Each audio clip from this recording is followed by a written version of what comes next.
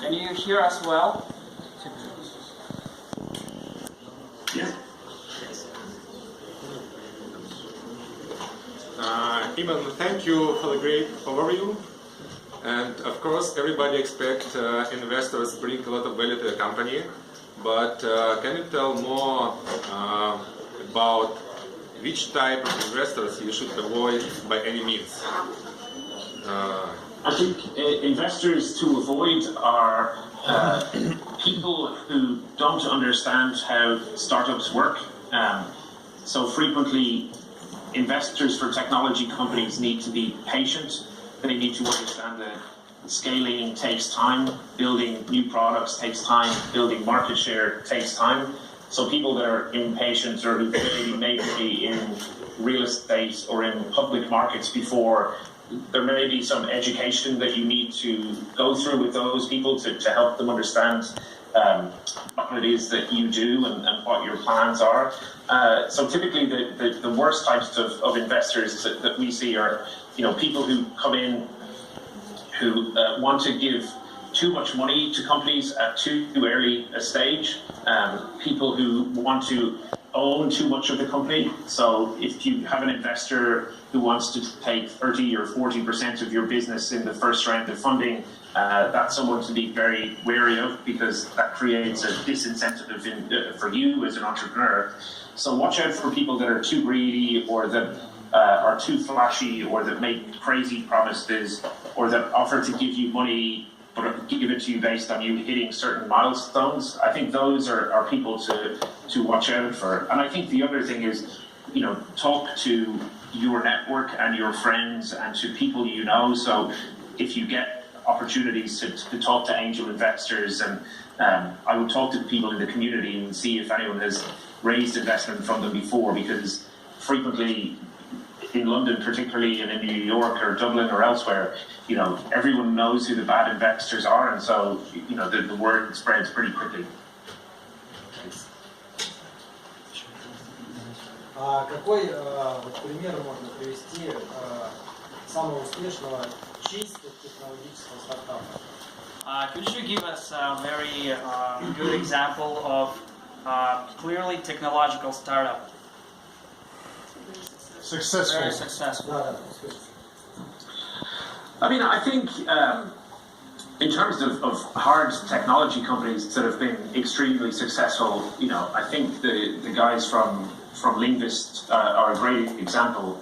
So Linguist is an AI-driven language learning platform created by a nuclear physicist from Estonia while he was part of the Higgs boson team at CERN.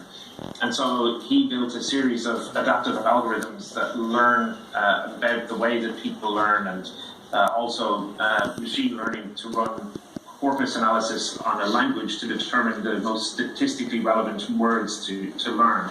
And so he built a very technically heavy set of algorithms and set of tools and applied it to language learning, and has now scaled that business to over 2 million users and over $10 million in venture funding from some extremely big names and some great people, some of the early investors and founders of Skype, Rakuten out of Japan, and many others. So that's a company that's taken extremely detailed and technical artificial intelligence and machine learning algorithms and deployed them in a consumer-facing way, so that it's very easy for people to see and understand what they're doing. And sometimes that's the challenge for hard technology companies, is to create a way for everyday people to understand how they can interact with the technology. So that's why DeepMind and companies like this make AlphaGo or AlphaGo Zero. They're simple ways to kind of let people know how the technology works and make it consumer facing. And I think DeepMind's another great example of a company that's built on very strong technical foundations, that's now at a point where it's generating revenue, but still has to release some consumer facing materials every so often to let people know what they do. Thank you very much. Do you invest, do you work with blockchain projects, and what do you think about the ICOs market? Yeah, we've invested in quite a few actually. So we invested in a company called Swarm a couple of years ago, which was one of the very first ICOs as we know it now. We have invested in quite a few blockchain companies. We've invested in insurance on the blockchain company called Everledger. And so quite a few blockchain companies. I'm excited by blockchain technology, both at a protocol layer and in terms of what Ethereum are doing. I like what Lightning are doing. I think there's some interesting stuff starting to happen with utility tokens. So there's a company called Yovo in the UK that's doing some smart stuff with utility tokens and mobile networks. There's some people looking at it around fitness and education. So there's some very smart stuff that you can create with closed-end economies and utility tokens or coins or tickets. And I think the challenge for blockchain at the moment is as much as there's a lot of capital available for blockchain startups. I think the challenge now is a marketing and communications one, where I think the real value in coins, tickets, and tokens is yet to be unlocked in a really consumer-facing product.